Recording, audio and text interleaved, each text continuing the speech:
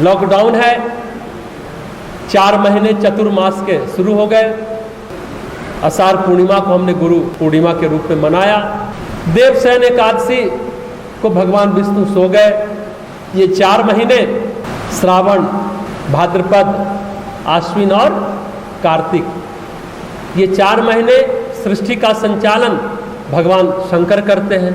बाकी 8 महीने सृष्टि का संचालन भगवान विष्णु करते हैं। इसलिए इस 4 महीने में भगवान शिव की पूजा हम लोग बड़े जोर शोर से करते हैं। लेकिन कलिकाल समय का कह सकते हैं, फिर आपत्ति काल, विपत्ति काल चल रहा है।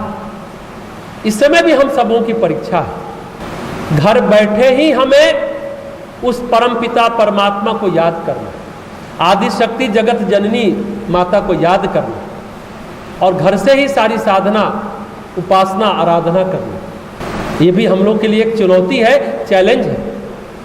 और विज्ञान का विकास हुआ तो यूट्यूब लाइव के माध्यम से घर बैठे गायत्री शक्तिपीठ की इस गान, ज्ञान और ध्यान की कक्षा भी आप तक पहुंच रही है। लेकिन विज्ञान ने एक तरफ हमें वरदान दिया, लेकिन एक तरफ अभिशाप भी दिया। अगर ये महामारी का काल है, कहीं ना कहीं हमारी ही सामूहिक दुष्कर्म का परिणाम। हम किसी एक व्यक्ति को, एक देश को दोष नहीं दें, कहीं ना कहीं हमारे ही बुद्धिमानों की, समझदारों की नासमझी कह सकते हैं, जिसके कारण आज सभी घर में बंद है। दोबारा लॉकडाउन बिहार में है और हम लोग बैठे हैं, संपूर्ण लॉकडाउन है। क्योंकि अगर लॉकडाउन खत्म होता है तो हम लोग अनुशासित नहीं रह पाते। जब कानून कहेगा तो शासित होंगे, अपने मन से अनुशासित नहीं हो पाते। यहीं से तो विकृति बढ़ जाती है, गड़बड़ी शुरू हो जाती है, परेशानी बढ़ जाती है। और जब हमारा सुकर्म, सत्कर्म खत्म हो जाता है, नहीं कर पाते हैं, हम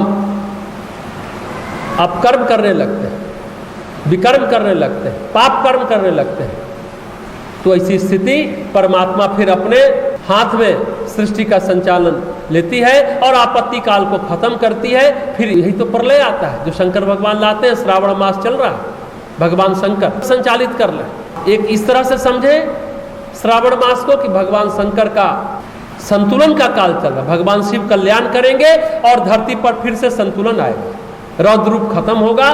शिवाभिषेक घर घर में सभी लोग कर रहे हैं, चित्र पर ही थाली पर चढ़ा रहे हैं।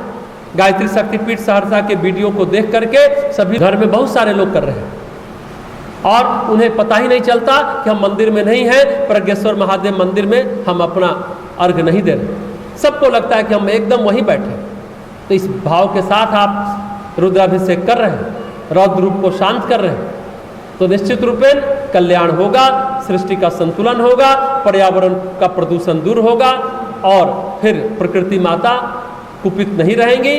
फिर हमें संरक्षित करेंगी, पोषित करेंगी, पुष्पित, पल्लवित, विकसित करेंगी। लेकिन एक बार भगवान शिव को आदि गुरु भी कहा जाता है। जितने भी ज्ञान विज्ञान की शाखाएं हैं सभी भगवान शिव से ही निकली। जितने भी हो, कला हो, विज्ञान हो, शास्त्र हो, योग हो, तंत्र हो, सभी के गुरु, सभी के प्रणेता आदि गुरु शंकर है। और श्रावण मास है, श्रवण यानी सुनने का मास, तो ध्यान पूर्वक सुने एक कथा। एक बार भगवान की अम्मा ने कहा कि तुम जो दिन भर लोगों को मारते हो, कभी किसी को, कभी किसी को, कभी किस तरीके से, कभी किसी तरीके से मार देते हो, लोग तुमको गलियाते होंगे, गाली देते होंगे, कोसते होंगे। भगवान बोले, अम्मा कोई हमें नहीं गलियाता, सब एक दूसरे को गलियाते हैं। इस बात को जब बोले तो उनकी अम्मा बोली, यह कैसे है? तो एक दिन भगवान अम्मा को ले गए दिखाने के लिए।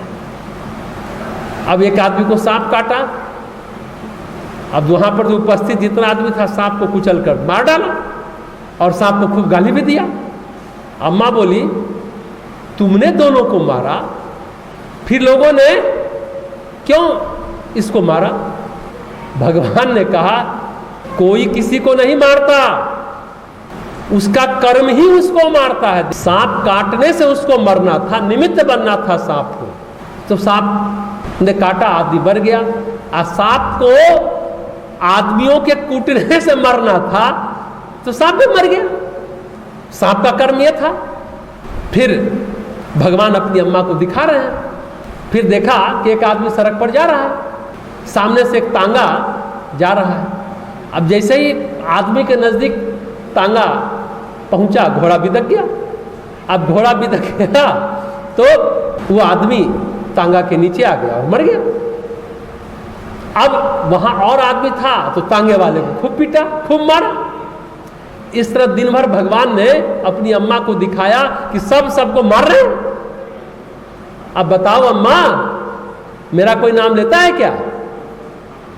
हमको तो कोई पूछता ही नहीं है कि मैंने मारा है। उसी तरह महाभारत युद्ध जब खत्म हुआ तो पांडवों को थोड़ा अभिमान हो गया, अहंकार हो गया, मैंने मारा सभी को। अब सभी के चमचे होते हैं ना सब जगह, चापलूसी करने वाले, अरे आप तो बड़े महान हैं, आप तो बड़े सुरवीर हैं, महावीर हैं।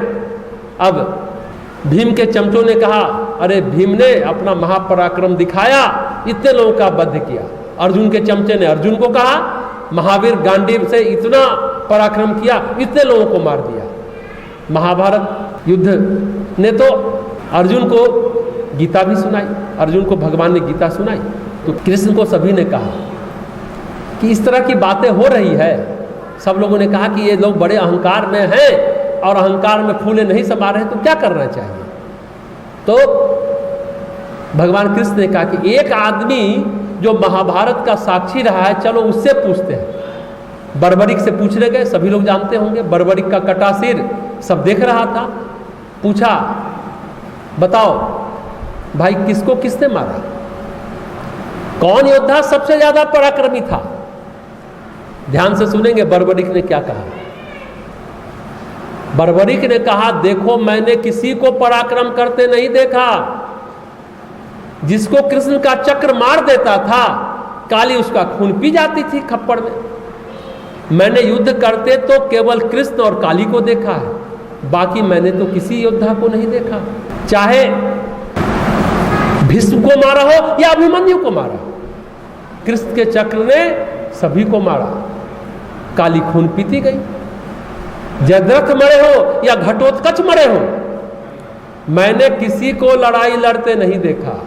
दरअसल व्यक्ति का कर्म उसके सुख दुख का, उसके पाप पुण्य का, उसके अच्छाई और बुराई का, उसके जीवन और मरण का आधार होता है, कारण होता है। और हम लोग क्या करते हैं?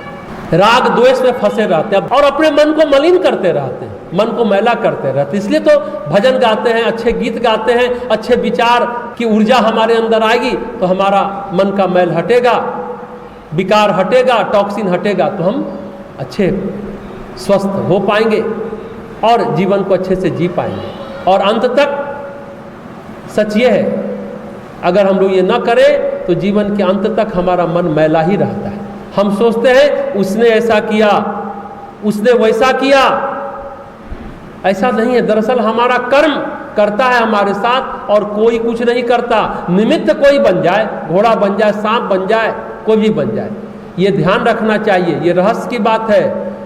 नियति जो करती है वही होता है, कोई कुछ नहीं करता। सच ये है कि हम अपने कर्म के आधार पर ही हम अपनी नियति का निर्माण करते हैं। जब पुण्य हम कर रहे हैं, अच्छा काम कर रहे हैं, अभी श्रावण मास है, खूब पूजा पाठ भजन कर रहे हैं, यानी पुण्य इकट्ठा कर रहे हैं। परम पूज्य गुरुदेव कहते हैं, पुण्य जब संचित हो जाता है तो हम तप में प्रवेश करते हैं, और जब हमारा तप संचित हो जाता है फिर हम योग में प्रवेश करते हैं।